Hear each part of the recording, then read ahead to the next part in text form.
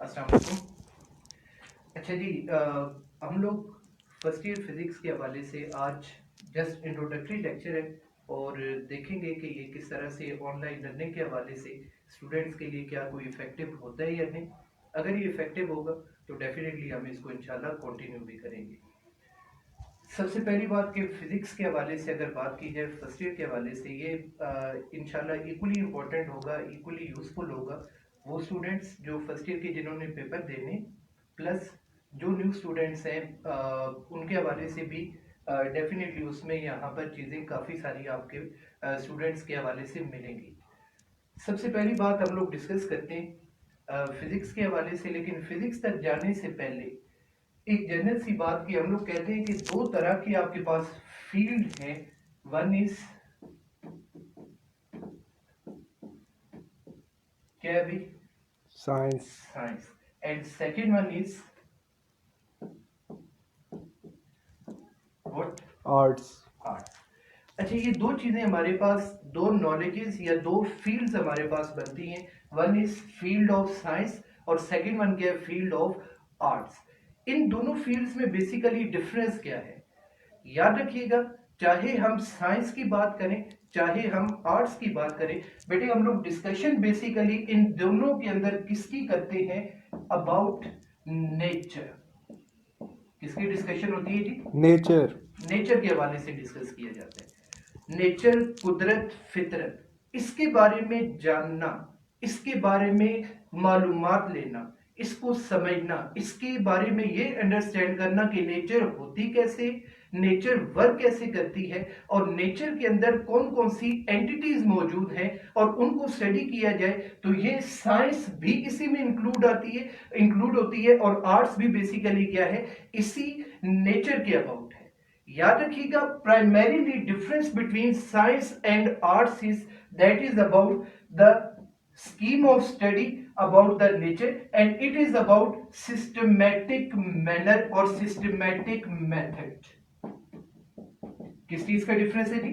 Systematic method.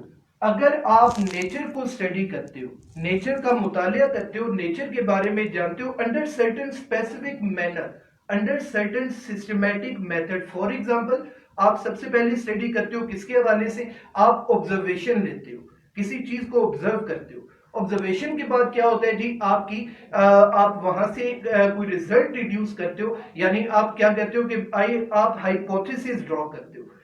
Hypothesis के बाद क्या होता है? हाइपोथेसिस को चेक करने के लिए, टेस्ट करने के लिए कोई एक्सपेरिमेंट डिजाइन किया जाता है, कोई तजुर्बा डिजाइन किया जाता है, तो ये एक्सपेरिमेंटेशन एक थर्ड स्टेप है। अगर एक्सपेरिमेंट हमारी रिक्वायर्ड हाइपोथेसिस के मुताबिक आ जाए तो फिर हम कहते हैं कि ये जो हमने हाइपोथेसिस बनाई थी वो थ्योरी बन जाती है। अगर थ्योरी को हम कहते हैं कि ये जो थ्योरी है ये जनाब पाकिस्तान के अंदर ठीक है, ये हमारे इस ततराल के अंदर ठीक है, चौसैदन शाह में ठीक है, चकवाल में ठीक है, पिंडी के अंदर ठीक है, फैसलाबाद के अंदर ठीक है, तो हम कहते हैं कि ये जो बात है ये वर्ल्ड वाइड होनी चाहिए। और सिर्फ वर्ल्ड वाइड नहीं, बल्कि हम थोड़ा सा इससे बात से को आगे बढ़ाते, हम कहते हैं कि सिर्फ वर्ल्ड वाइड नहीं बल्कि इसको इवन यूनिवर्स वाइज होना चाहिए। एक पॉइंट याद रखिएगा, हमेशा अर्थ और यूनिवर्स का कंपैरिजन करते हुए अपने जहन के कैनवस को वसी कर लेना है, अपनी सोचों को वसी कर लेना है, क्योंकि अर्थ पूरी यूनिवर्स नहीं है। अर्थ यूनिवर्स की बहुत छोटी सी एंटिटी है।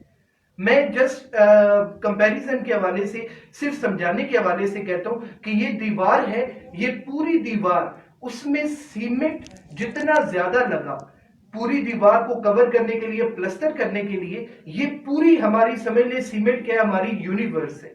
और उस सीमेंट का एक छोटा सा कतरा, एक छोटा सा जर्रा, अगर मैं उसको कहूं तो वो कंपैरेटिवली क्या है? जस्ट लाइक अर्थ है। यूनिवर्स बहुत बड़ी है और अर्थ उसका छोटा सा पार्ट है। तो याद रखिएगा कि जब हम थ्योरी के बारे में ये कहें कि ये पूरी यूनिवर्स में ठीक है, तो उसको मुख्तलिफ मुकामात पर टेस्ट करेंगे। अगर वो टेस्ट भी ठीक साबित हो जाए, यानी जो बात ततराल में ठीक वही फैसलाबाद में भी ठीक हो, वही अमेरिका के अंदर भी ठीक हो, वही आप प्लूटो पर चले जाओ, आप इवन मरकरी पर चले जाओ, आप कहीं पर किसी प्लेनेट पर चले जाओ, आप मिल्की वे से बाहर आप निकल जाओ, किसी भी जगह पर बार आप जाकर देखो और वो बात अगर वो ठीक हो जाए, देन वही जो प्रिडिक्शन है वो हमारी क्या बन जाता है, ये लॉ बन जाता है। क्या बन जाता है जी? Law. लॉ। कहने का मतलब क्या कि अगर आप किसी भी चीज को इस सिस्टमैटिक वे के अंदर, इस खास तरीके के मुताबिक अगर आप किसी चीज को स्टडी करते हो तो ये क्या कहलाती है? This is basically included in science. Nature को स्टडी करने, सिस्टमैटिक मेथड के साथ स्टडी करने, तो ये बेटा क्या बन जाती है आपके पास? साइंस बन जाती है। और अगर आप नेचर को ही स्टडी करो without any specific pattern, without any schematic method, without any systematic method, तो ये क्या कहलाएगी आपके पास? आर्ट्स कहलाएगी। मसलन देखिए कि आपके पास मुख्तलिफ स्केच आर्टिस्ट है जो स्केचेस बनाते, देखते वो भी यूनिवर्स को है, और उस यूनिवर्स को देखकर वो क्या करते हैं कि यानी अपने इर्द गिर्द के माहौल को देखते हैं और वहां से एक पिक्चर डिराइव करते हैं, एक आइडिया बनाते हैं, और उस आइडिया को अपने कैनवस के ऊपर, अपने स्केच के अंदर इतने खूबसूरती से उतारते हैं कि देखने वाला दंग रह जाता है। मतलब क्या हुआ कि ये जो आर्टिस्ट हैं ये भी नेचर को स्टडी करते हैं विदाउट एनी सिस्टमैटिक मेथड, और साइंटिस्ट भी नेचर को ही स्टडी करता है but under the systematic method. अच्छा, थोड़ी सी बात को आगे बढ़ाते कि साइंस बहुत बड़ा मतलब आपके पास नॉलेज का एक जखीरा है।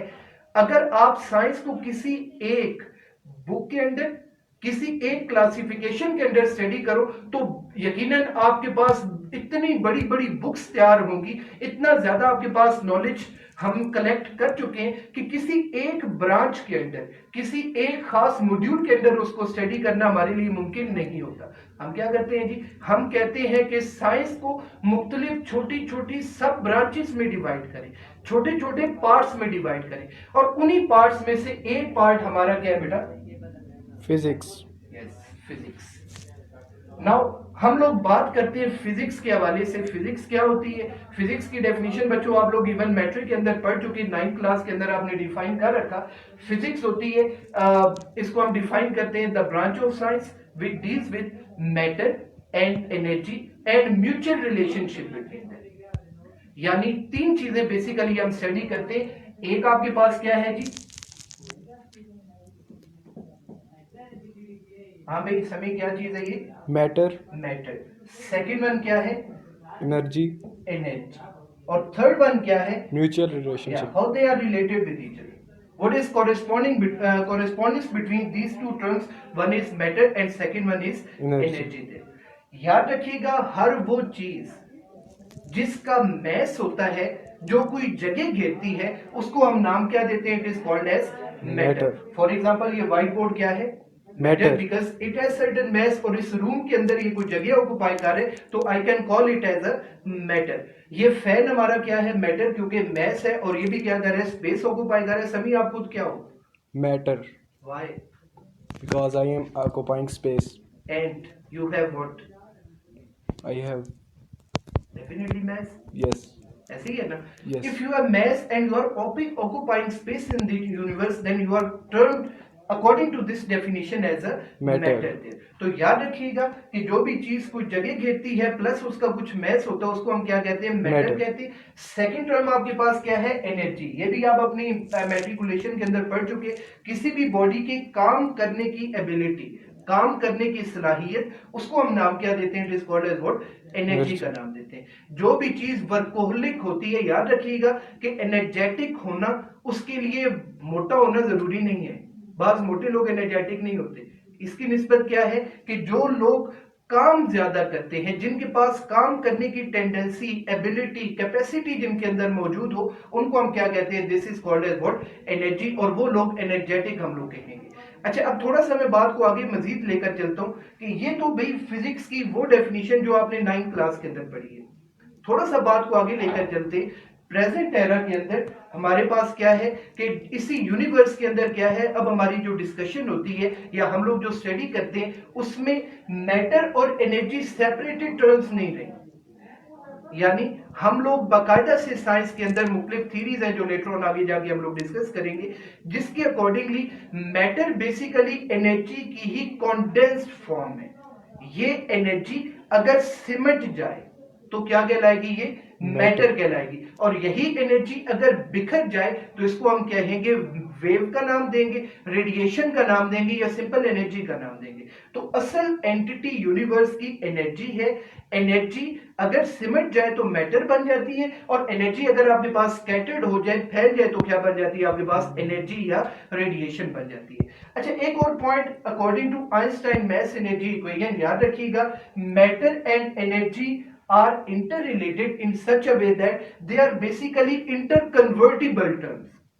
We can convert matter into energy and energy into matter. हम मैटर को एनर्जी भी बना सकते हैं और एनर्जी को कन्वर्ट किसके अंदर कर सकते हैं? हम लोग मैटर के अंदर कन्वर्ट कर सकते हैं। फॉर एग्जाम्पल, आप बात करते हो, लेट अस सपोज आप वुड लेते हो, वुड को हम मैटर कंसीडर करते हैं। अब जनाब उसको हीट करो, उसके नीचे आग लगा दो। अब उससे क्या होगा? जब लकड़ियां जलेंगी तो उससे क्या होगी? हीट एनर्जी जनरेट होगी, यानी matter is converted into basically energy there. तो ये मैटर की एनर्जी में कन्वर्जन की एक सादा सी मिसाल है। ऐसी अगर हम लोग बात करें तो एनर्जी मैटर में भी कन्वर्ट होती है। फॉर एग्जांपल, अगर हम लोग बात करते हैं अबाउट फोटोसिंथेसिस प्रोसेस, आप जानते हो कि प्लांट्स सनलाइट की मौजूदगी में अपनी खुराक तैयार करते हैं। जो भी मतलब आपके पास उनके कंपोनेंट्स हैं और जो मटेरियल है वो आपके पास in the presence of sunlight तैयार होते हैं। अब लाइट क्या है? एनर्जी। ये एनर्जी कन्वर्ट होती है मैटर के अंदर और उन कंपोनेंट्स के अंदर, उन एलिमेंट्स के अंदर कन्वर्ट होती है जो प्लांट्स को एज अ फूड आपके पास वो मिलते हैं और प्लांट्स अपनी फूड को प्रिपेयर कर लेते हैं। इसका मतलब एनर्जी कन्वर्ट हो सकती है मैटर में, मैटर कन्वर्ट हो सकता है किसके अंदर? एनर्जी के अंदर कन्वर्ट होता है। अच्छा, एक और बात मुझे हमारे एक टीचर थे यूटी के अंदर, डॉक्टर इकबाल साहब, सर कहा करते थे फिजिक्स की, उन्होंने हमें डेफिनेशन ये बताई थी, physics is the science that attempts to answer hows and whys. Physics ऐसी साइंस है जो ये बताती है कि क्यों और कैसे, इन चीजों के आंसर को सर्च करने वाली साइंस, यही क्या कहलाती है? बेसिकली आपके पास फिजिक्स कहलाती है। यानी फिजिक्स का दायरा कार हम महदूद नहीं करेंगे, हम लोग इसको बहुत बड़े कैनवस पे देखेंगे, हम लोग इसको बहुत बड़े लेवल पर जाकर देखेंगे और कहेंगे कि ये हर हाउ और हर वाई के बारे में ये फिजिक्स के थ्रू हम लोग इसमें एक्सप्लेनेशन कर सकते हैं। कैसे करेंगे वो लेटर ऑन आगे जाके लेक्चर्स के अंदर हम लोग मुख्तलिफ लेवल्स पर डिफरेंट क्यूरीज हम लोग यहाँ पर डिस्कशन करेंगे। लो जी, ये हमारी बेसिक बातें थी अबाउट साइंस एंड फिजिक्स। इस पे कोई प्रॉब्लम हो तो वो बात कर लें, फिर मैं आगे चलता हूँ।